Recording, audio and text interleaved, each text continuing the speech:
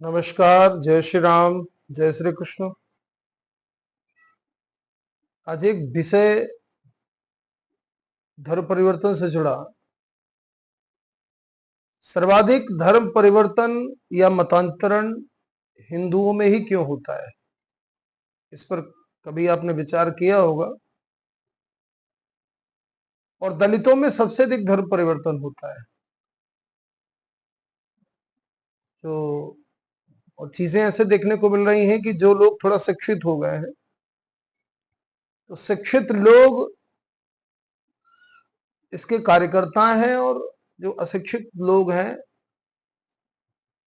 वो एक कार्य हैं, उनका परिवर्तन होता है। तो क्यों होता है?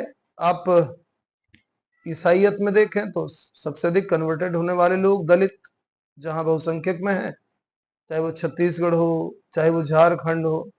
और लगभग पूरे भारत में ये स्थिति है कि अब आदिवासी इलाकों में, दलित इलाकों में ईसाइयत का प्रचार करने वाले लोग घुसते हैं, और कुछ अंधविश्वास और कुछ हिंदुओं की मान्यताओं और उनके द्वारा किए जा रहे भेदभावों को बता करके और मतांतरण करवाया जाता है, और मतांतरण होता भी है।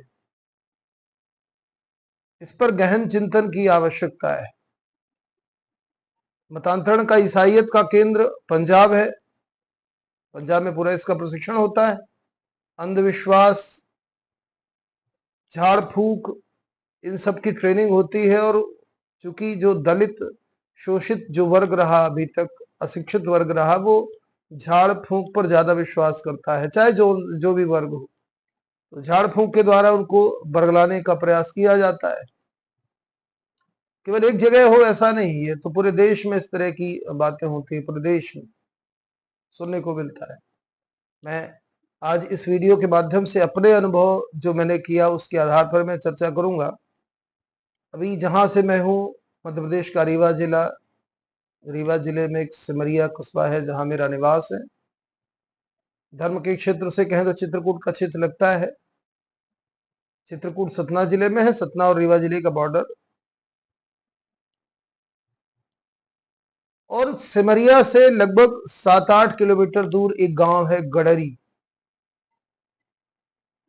तो वहां पर एक रोजगार सहायक था, प्रबोध करके। उसने पहले, उसके साथ क्या समस्या हुई, फिर उसने ईसाइयत को अपनाया और वो इस काम में लग गया मतांतरण के। अब मतांतरण करता है कि नहीं करता, मैं इस पर विशेष राय अपनी व्यक्त नहीं करना चाहूंगा, पर कार्य करता है।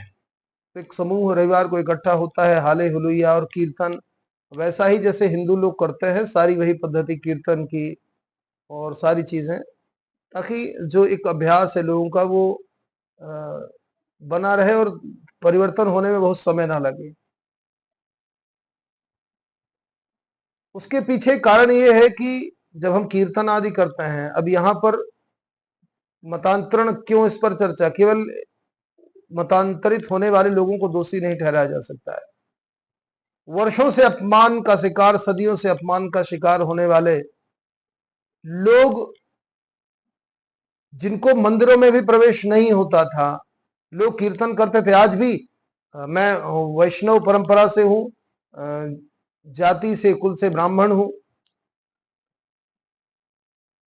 आचार्य परंपरा से नहीं हूं। मैं विज्ञान का विद्यार्थी रहा और धीरे धीरे रुचि इस क्षेत्र में हुई, तो 3-4 वर्षों से कथा आदि करने लगा। लेकिन मैंने समाज के उस दर्द को हमेशा महसूस किया है कि अगर हम होते वहां पर तो क्या अनुभव करते, क्या समझते हैं। क्योंकि हम लोग सनातन की परंपरा को मानने वाले लोग हैं। सर्वत्र सनातन का मूल आधार आत्म जगत है, और जो इस शरीर के अंदर आत्मा है वही सर्वत्र विराजमान है। यही मूल विचारधारा है सनातन की। इस विचारधारा को जब गहरे से आत्मसात आप करेंगे और फिर उस जगह पर अपने आप को रख के देखेंगे, तब विषय समझ में आएगा। क्योंकि हम लोग पुनर्जन्म को भी मानने वाले लोग हैं, तो पूर्व जन्म के कारण किसी शरीर में, ब्राह्मण शरीर में जन्म मिल गया, ठीक है, ये भाग्य की बात है। लेकिन फिर से ब्राह्मण शरीर मिलेगा ये नहीं कहा जा सकता है, क्योंकि विभिन्न शरीरों में जाना ये धर्म है, ये आत्मा आश्रय का भौतिक शरीर है। अब अगर हम उस दलित शोषित जो अभी तक रहे उस परिवार में रख के सोचें, उस जगह पर अपने आप को रख के सोचें और फिर ये तय करें। अभी लगभग 15 दिन पहले कुछ लोगों ने मुझे फोन किया गडरी के लिए, क्योंकि गडरी में मैंने अभी गर्मी के महीने में मई की बात है, मैं 9 दिन नहीं पूरा कार्यक्रम मैंने किया, उन लोगों के साथ में रहा, अनुभव किया। मुझे तो लोगों ने प्रेम दिया। मैंने जब यज्ञ आदि का आयोजन किया तो उसमें लोगों ने भाग भी लिया और अपनी प्रीति की जो भेंट है वो समर्पित की। बड़े भाव से लोग आते थे, मिलते थे। तो जब कुछ लोग आए कि यहाँ पर धर्मांतरण हो रहा है, धर्मांतरण को रोकने के हिसाब से, तो मुझे भी बुलाया। अब एक ब्राह्मण परिवार में बैठना हुआ, बात चलते चलते चली तो जो ब्राह्मण परिवार जिसके यहाँ बैठे थे उनने वैसी बात कही तो मैं खड़ा हो गया। मैंने कहा जब आप इनके यहाँ माहौल बना लीजिएगा तब फिर मुझे आमंत्रित करिएगा। केवल एक वर्ग को दोषी ठहराना, ये ब्राह्मण का शरीर मिलना या वैश्य का शरीर मिलना या क्षत्रिय का शरीर मिलना या शूद्र का शरीर मिलना, ये संयोग मात्र है। और इस संयोग पे हम अहंकार करें या इस संयोग के आधार पर हम किसी से भेदभाव करें, और फिर एक हमारे यहाँ कहावत है देसी में कि जबरा मारे और रोने ना दे। जो जबरदस्ती करने वाला है वो मारे भी और रोने भी ना दे। जो मैंने अनुभव किया उस दलित, पूरा एक गांव ही है, सैकड़ों लोग, लगभग 700 लोग वोटर है वहां पर, हजारों की संख्या में दलित परिवार। लोग कह रहे थे कि कौन स्वीकार करेगा। मैंने कहा मैं जाऊंगा, देखता हूं कैसे नहीं स्वीकार करते। और इन 9 दिनों के बीच में लोगों ने न मुझे केवल स्वीकार किया बल्कि अपना प्रेम भी समर्पित किया। बैठना उठना सारी चीजें होती रही। मैंने उस चीज को जानना चाहा कि मतांतरित क्यों हो रहे हैं। मतांतरित इसलिए हो रहे हैं कि हमने दूरी बना के हमेशा से रखी है। हम श्रेष्ठता के अहंकार में डूबे हुए लोग केवल एक शोषण की परंपरा को निभाते रहे। कुछ लोगों ने इस पर काम किया, कुछ लोगों का मनोभाव ये रहा कि संपूर्ण मानव जाति बराबर है। लेकिन कुछ लोगों की, अधिकांश लोगों की मानसिकता आज भी बदली नहीं है, बहुत ज्यादा बदलना पड़ेगा। कोई मतांतरित होना नहीं चाहता है। मेरा यह अनुभव है कि या तो जानकारी नहीं, अगर आप उनसे प्रेम के साथ में बैठते हैं तो हर कोई प्रेम ही चाहता है और कोई मतांतरित नहीं होना चाहता। मतांतरित अगर हो रहा है तो उसके की पीछे की वजह केवल वही लोग नहीं है, उसके पीछे की वजह हम लोग भी हैं।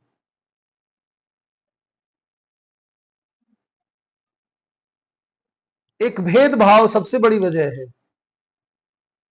अस्पृश्यता का राक्षस ये पता नहीं कि सनातन की परंपरा में कैसे प्रवेश कर गया। वर्ण व्यवस्था के इस क्रम में अस्पृश्यता कहां से आ गई, मैं अभी तक नहीं समझ पाया। मैं इतना ज्ञानी भी नहीं हूं, मूर्ख आदमी, मैं कहां से समझ पाऊं। और ये अस्पृश्यता का राक्षस ही है जो सनातन पद्धति को मानने वाले सनातनियों, जो अपने आप को सनातनी कहते हैं, उन्हें भेद पैदा करने वाला है। और इसके लिए जो शिक्षित वर्ग है, उस शिक्षित वर्ग को यह समझना पड़ेगा कि जातियां एक जन्म संयोग से होता है और उस संयोग में जो आज ब्राह्मण है वो कल शूद्र भी हो सकता है। और आप अपने आप को जब उस शूद्र के भाव में और उस अवमानना के भाव में रखकर देखना, तब समझ में आएगा। जब आपका अपमान होगा, थोड़ा सा अपमान तो सहा नहीं होता। और क्या आप अपमान सह करके, अवमानना सह करके, भेदभाव सह करके रहना चाहोगे? ये कड़वा अनुभव है, लेकिन सच है। और सच यही है। मैंने कई यात्राएं की, कई जगहों पर गया, तो मुझे समझ में आया, मैं जब लोगों के पास बैठता हूं, उनके पास बैठता हूं, तो बिल्कुल बातें यही निकल के आती। नई पीढ़ी है वो, पुरानी पीढ़ी तो दबी कुचली थी, वो तो बर्दाश्त कर गई। लेकिन आज नई पीढ़ी शिक्षित हो रही है, वो क्यों बर्दाश्त करे? और कोई क्यों बर्दाश्त करे भेदभाव को? और नई पीढ़ी को बरगलाना बड़ा आसान है, क्योंकि हम बैठना नहीं चाहते। और दूसरा, अगर कोई बैठेगा तो जाहिर सी बात है, जहां से प्रेम मिलेगा वहां जाएंगे। और एक भाव और हो गया है, पहले हम लोगों ने उनको पढ़ने नहीं दिया, वेद हो शास्त्र हो सदैव दूर रखा। और आज आप चाहो भी तो वो पढ़ना नहीं चाहते, उसके बारे में जानना नहीं चाहते, क्योंकि इतना बता दिया गया है कि जहां पर, अब वो शास्त्रों में है कि नहीं है इससे किसी को क्या मतलब।